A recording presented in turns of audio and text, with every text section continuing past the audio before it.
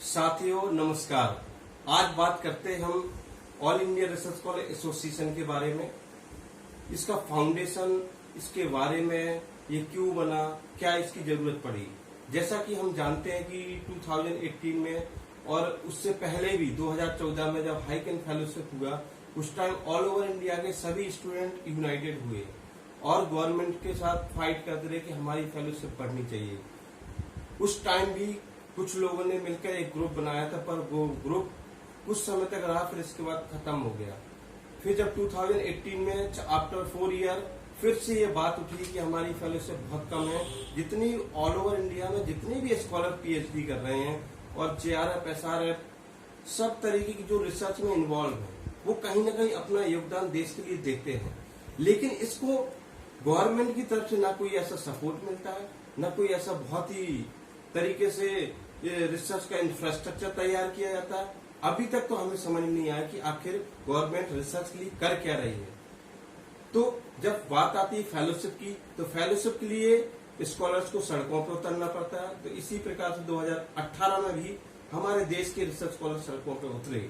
उस समय जब मिनिस्टर और जो हमारे प्रिंसिपल साइंटिफिक एडवाइजर है, उनसे जब मिलने गए, जगह जगह से लोग आए और एक रिप्रेजेंटेटिव के फॉर्म में जब स्टूडेंट मिलने गए, स्कॉलर मिलने गए, तो एक एसोसिएशन का फॉर्मेशन हुआ। क्योंकि सब जगह स्टूडेंट यूनियन बॉडी है, सब जगह लोग अपने स्तर से प्रयास कर रहे थे, मगर जब एक प्लेटफॉर्म बना तो उसका नाम निकल गया all India research scholar association. तब से लेकर अभी तक उसी में सब लोग काम कर रहे हैं, मिलके काम कर रहे हैं। तो मैं चाहता हूं कि इस एसोसिएशन को इतना मजबूत बनाया जाए, स्ट्रांग बनाया जाए। इसके माध्यम से जो भी रिसर्च स्कॉलर की प्रॉब्लम्स हैं, उनको उसके माध्यम से उसको सॉर्ट आउट किया जाए। मिनिस्ट्री और फंडिंग एजेंसी जहां से भी प्रॉब्लम सॉर्ट होती है, वहां से उसको किस प्रकार से चैनल फॉर्म में सॉर्ट आउट किया जाए, सॉल्व किया जाए, इसके लिए एसोसिएशन का वर्क होगा।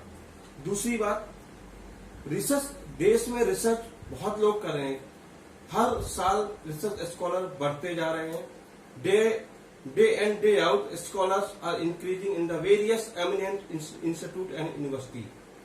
बट हमारी गवर्नमेंट, सरकार क्या देख रही है इनको लेकर, रिसर्च स्कॉलर को लेकर। इवन आईआईटी, एम्स, बहुत बड़े बड़े संस्थान हैं जो हर जगह, कोई मेडिकल फील्ड में, कोई एग्रीकल्चर फील्ड में, कोई बायोमेडिकल फील्ड में, कोई टेक्नोलॉजी फील्ड में, हर फील्ड में ग्रेट माइंड काम कर रहे हैं।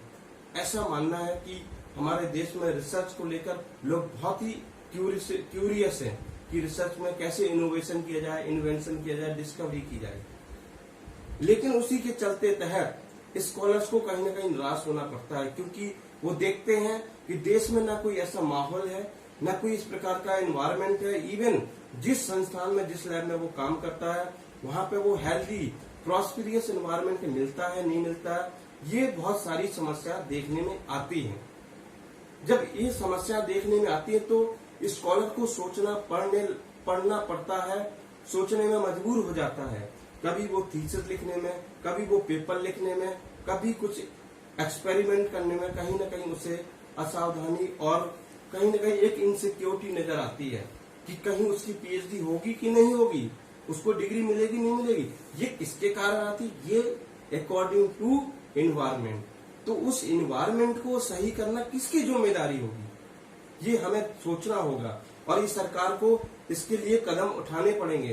तभी देश में रिसर्च और साइंस का सही ढंग से, सही रूप से इसका एक एनवायरमेंट तैयार हो पाएगा। तो साथियों, मेरा यही सभी से निवेदन है कि हमें इस बात को लेकर हमें काम करना पड़ेगा। इसका कैसा इंफ्रास्ट्रक्चर होना चाहिए, इसमें पॉलिसी जो मेकर है उनके माइंड में क्या माइंड सेटअप है, उसको हमें देखना होगा और अपनी बात को आगे तक पहुंचाना होगा। दूसरी बात आती है, मैं अभी सभी जितने भी ऑल ओवर इंडिया में स्कॉलर्स हैं, मैं सभी से रिक्वेस्ट करता हूं, प्रार्थना करता हूं कि कृपया करके जो नॉन पॉलिटिकल इंडिपेंडेंट जो साइंटिफिक फोरम जो बनाया गया all India research scholar association, इसके साथ जुड़ें और इसका एक गूगल फॉर्म बनाया है जिसमें एक छोटी सी डिटेल मांगी गई है कि आप किस संस्थान में पीएचडी कर रहे हैं, आप किस पे काम कर रहे हैं। तो ये छोटी छोटी इन्फॉर्मेशन है, तो आप कृपया इसमें भरें, जिससे हम सभी के साथ एक कम्युनिकेशन कर सकें। वेल कम्युनिकेशन बहुत जरूरी है। जब तक कम्युनिकेशन नहीं होगा, जब तक हम यूनाइट होना बहुत कठिन होगा। दूसरी बात आती है कि हमारे स्कॉलर्स जब भी देश में कोई प्रॉब्लम्स आती हैं, कोई क्राइसिस आती है, तो उसमें भी हमेशा हमारा सबका योगदान करते हैं, सब जगह योगदान करते हैं। अभी भी हमारे कुछ लोग हैं जो गुवाहाटी में, वेस्ट बंगाल में, ऐसे आंध्रा में जो रिसर्च स्कॉलर हैं, वो भी जो अभी कोविड-19 की महामारी और क्राइसिस आई है, इस क्राइसिस में भी वो कहीं ना कहीं अपना योगदान दे रहे हैं। चाहे वो माइग्रेंट पीपल हो, चाहे वो पुअर पीपल हो, कहीं ना कहीं अपना किसी भी तरीके से योगदान दे रहे हैं। तो साथियों, स्कॉलर्स हर जगह कहीं ना कहीं अपना योगदान दे रहा है देश के लिए। तो सरकार को स्कॉलर्स के बारे में सोचना होगा कि इन्वेंशन, इनोवेशन कैसे रिसर्च की जाए, उसमें कितना इन्वेस्ट किया जाए, कैसे उसमें बहुत सारी चीजें री इम्प्लीमेंट करने की जरूरत है। स्कॉलर्स हमेशा उसको इग्नोरेंस और उस तरीके से देखा जाता है कि जो फैसिलिटी है इंडिया में, वो फैसिलिटी क्यों नहीं जो बाहर है। अगर देश में जो हमारे लीडर हैं, जो हमारे देश के जो पॉलिसी मेकर हैं, जो हमारे साइंस को रिप्रेजेंटेटिव हैं, वो अगर देश में रिसर्च को बहुत अच्छे से करा सकते हैं, मगर उसका इंफ्रास्ट्रक्चर वेल मैनेज होना चाहिए। स्टूडेंट के बीच में जहां स्टूडेंट रिसर्च कर रहा है, वो एक हेल्दी, वेल्दी और प्रॉस्पेरियस एनवायरनमेंट बहुत जरूरी है। तभी हम अपनी माइंड को सही ढंग से कर पाएंगे।